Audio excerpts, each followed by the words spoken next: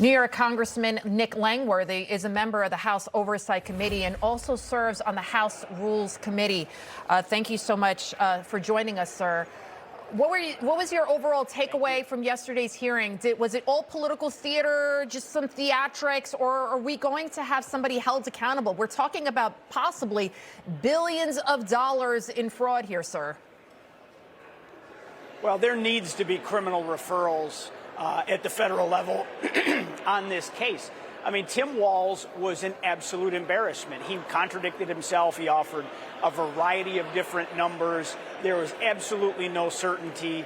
I mean, we had a hearing a month ago where Minnesota state senators in the Republican Party came forward and said that they have been raising alarm on this fraud for years. And then Tim Walz comes in with the same confidence level and leadership ability as a middle manager at Applebee's, acting like he has no idea what was going on and is trying to discuss how to get answers from us. I mean, this was pathetic. It was a display. I mean, this was crystal clear what happened to me. This was turn the other cheek on fraud so we can harness the votes of the Somali population in Minneapolis and St. Paul for their political gain. I pointed out in my testimony, Keith Ellison only won his last election by 21,000 votes. Democrats in Minnesota win the precincts that are heavy Somalian by about 80 to 90%.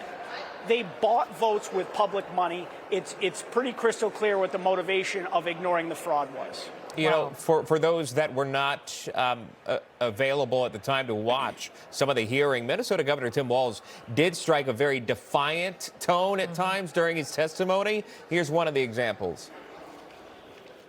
The people of Minnesota have been singled out and targeted for political retribution at an unparalleled scale, including blocking Medicaid reimbursements to our state just last week.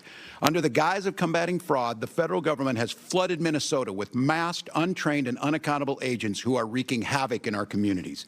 On the streets of Minnesota, federal agents have entered U.S. citizens' homes who have committed no crimes.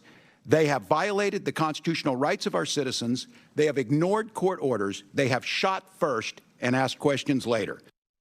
Now, it may not be a surprise that he's coming out in defense of himself, but one thing he did say is that what's happening in terms of holding up federal funding for the state, this is political retribution. What say you, Congressman? This isn't political retribution. This is about accounting and accountability. They have $9 billion in alleged fraud. They have done nothing to try to recoup that money.